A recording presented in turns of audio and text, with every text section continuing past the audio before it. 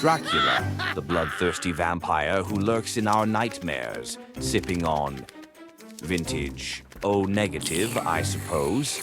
But what if I told you that Bram Stoker's iconic villain wasn't entirely fiction? The real-life inspiration behind Dracula is just as terrifying, if not more so. Meet Vlad the Impaler, the medieval ruler whose legacy is soaked in blood, power, and a little too much imagination.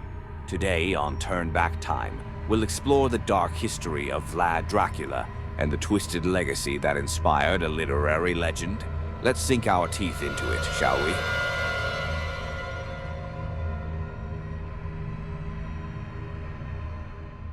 Vlad III, better known as Vlad the Impaler, ruled Wallachia, a region of modern-day Romania, in the mid-15th century. His nickname comes from his favorite pastime, impaling his enemies on stakes. Yes, you heard that right. He was less of a ruler and more of a medieval kebab chef. Born into a world of political intrigue and endless wars, Vlad earned a fearsome reputation for his brutality. But his legacy wasn't just about violence. He was also a cunning tactician and a staunch defender against the Ottoman Empire. But why the name Dracula? Vlad's father was part of the Order of the Dragon, a chivalric group defending Christianity against the Ottomans. The Romanian word for dragon is Dracul, and Vlad inherited the title Dracula, meaning son of the dragon.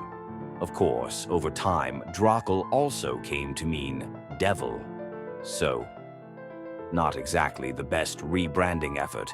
And while Vlad wasn't sipping on blood, his fancy for leaving his enemies in horrifying states of disarray certainly gave his nickname some bite. Vlad's reputation wasn't just earned, it was spread.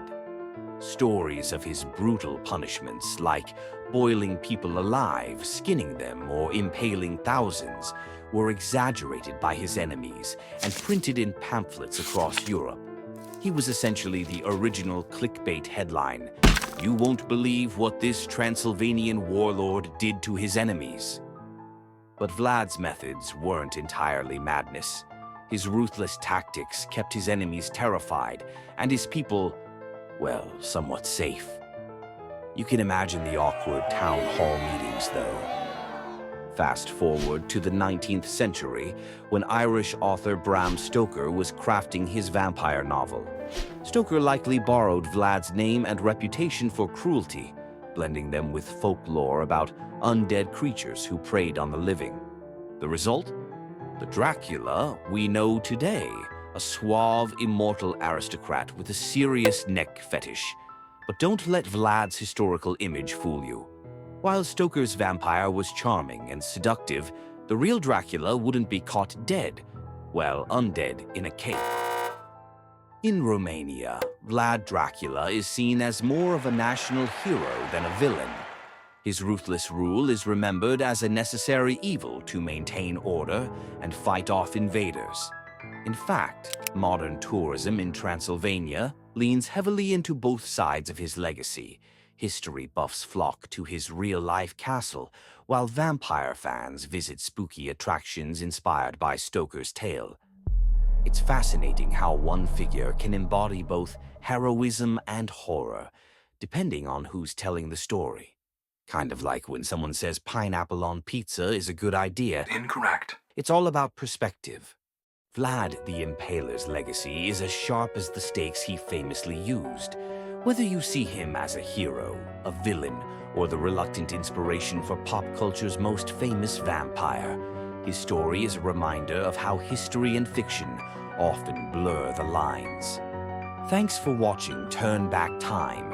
If you enjoyed exploring the dark legacy of Dracula, make sure to like, subscribe, and leave a comment below. What do you think? Was Vlad misunderstood, or was he truly the stuff of nightmares? Let's hear your thoughts. Until next time, stay curious.